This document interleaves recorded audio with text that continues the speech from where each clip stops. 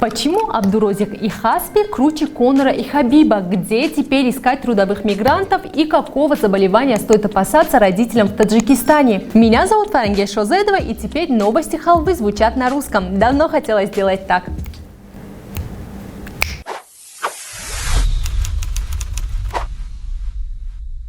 Дорогие любители спорта, вспомните, пожалуйста, 3 самых ожидаемых боя в истории. Я тоже в игре. Смотрите: Хабиб Нурмагомедов и Конор Макгрегор, Майк Тайсон и Эвандер Холлифилд. И...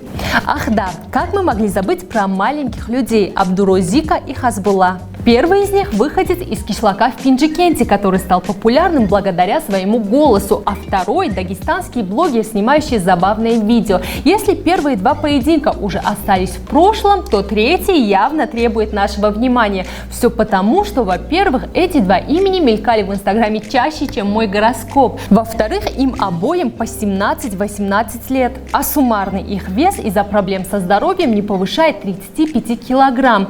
Разговоры о бое начались еще в январе, и никто уже не помнит, что стало причиной, и никого это уже не интересует. Поединок организовал Асхаб Тамаев, популярный российский блогер чеченского происхождения, боец. Прославился он благодаря своему невероятно накачанному телу. За его инстаграмом следят почти 4,5 миллиона подписчиков. Хасбулла и Абдурозик провели и face-to-face, и пресс-конференцию, на которой устроили разборки. Все в лучших традициях боев без правил. Но победила дружба. И YouTube-канал Тамаева, на котором уже почти 2 миллиона подписчиков.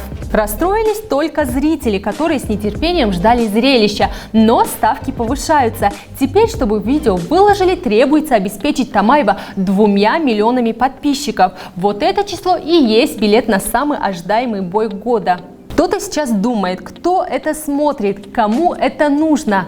Друзья, вам стоит подучить основы пиара. Бой между боксером и борцом UFC был. Летом бой между боксером и блогером. Так почему бы не свести на октагоне одних из самых неординарных блогеров? Как бы глупо, по мнению других, не выглядели борцы, их популярность растет. Число подписчиков Абдурозика в Инстаграм за сутки увеличилось почти на 100 тысяч. Имена ребят прозвучали в эфире популярной российской программы «Вечернего Урганта». А видео с пресс-конференции за 6 дней набрало 10 миллионов просмотров. Сопляк маленький. Абдурозик. Папа, пусть дай калат. Хасбулла, успокойся. Все. Просто для сравнения, пресс-конференцию Конора и Хабиба за 3 года посмотрели около 9 миллионов. Не удивлюсь, если Абдурозик и Хаспик заколлапсятся и запустят свою линию спортивной одежды. В Таджикистан привезли вакцину от полиомиелита. Сейчас большинство из вас удивлены, почему мы не сказали коронавирус. Разве существуют другие болезни? К сожалению, да. COVID-12 как-то совсем обесценил другие недуги. В конце зимы в Таджикистане наблюдалась вспышка этого самого полиомиелита. Если кто-то не в курсе, это заболевание, которое поражает нервную систему и может вызвать паралич или даже привести к летальному исходу всего за пару часов. Кампания по вакцинации почти 1,5 миллиона несовершеннолетних в Таджикистане проводится Министерством здравоохранения при поддержке ВОЗ и ЮНИСЕФ. Вирус проникает в организм через рот, затем попадает в кровь и поражает нервную систему, часто вызывая неизлечимый паралич. По большей части он поражает ноги, но каждый 10-й пациент страдает от удушья в результате паралича легочных мышц. В начале 20 века даже появились железные легкие. Это прибор, который помогает зараженным дышать.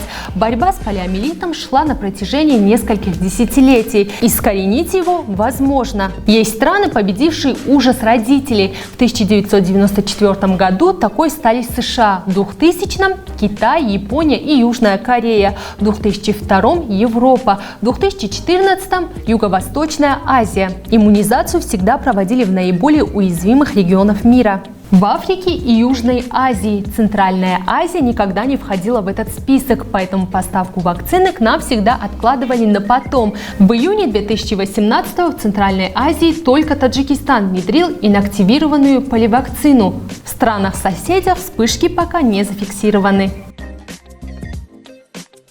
О Евровидении мы говорили много раз. Настало время итогов. Победителями самого масштабного европейского музыкального конкурса в этом году стала Måneskin, итальянская рок-группа. Тут надо смотреть.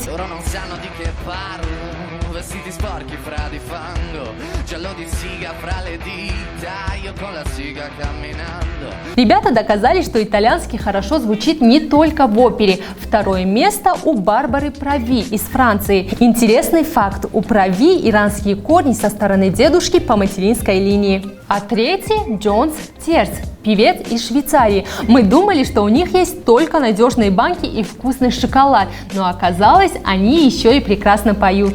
Маниша вошла в первую десятку и заняла 9 место. Как утверждает певица, все пошло так, как ей хотелось. Она выложилась на все 100. С этим не поспоришь. Русская женщина привлекла к себе внимание всей Европы. Перформанс впечатляет. Взгляните на эту красоту. Незадолго до финала певица создала страницу в Instagram, на которой разместила фотографии тех самых женщин на заднем плане. При исполнении песни Russian Woman на заднем фоне демонстрировались их записи. В составе бэк-вокала у Манижи такие звезды, как Чулпан Хаматова, Саша Бортич и Татьяна Буланова. Спрашивается, почему же она не вошла в тройку лидеров? Все дело в том, что европейцы не узнали Татьяну Буланову. Вот если бы узнали, это, конечно же, шутка. Евровидение – это лотерея, и никогда не знаешь, чья столица будет принимать гостей в следующем году.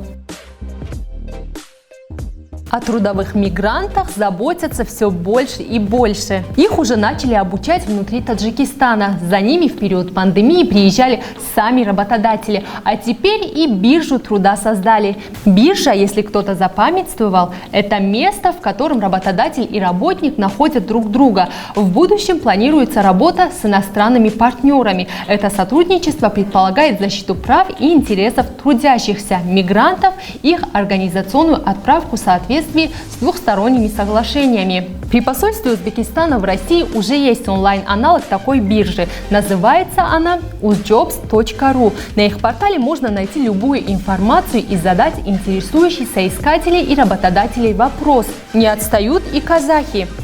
На сайте nback.kz мигрантов из Казахстана тоже ждут с распростертыми объятиями. Наблюдать за появлением отдельной отрасли очень интересно. Если раньше мигранты были сами по себе, то с ростом их количества увеличилась и потребность в упорядочении их деятельности. Эта история развивается очень стремительно. Когда-нибудь в этой программе мы перестанем обсуждать авиабилеты в Россию и их стоимость.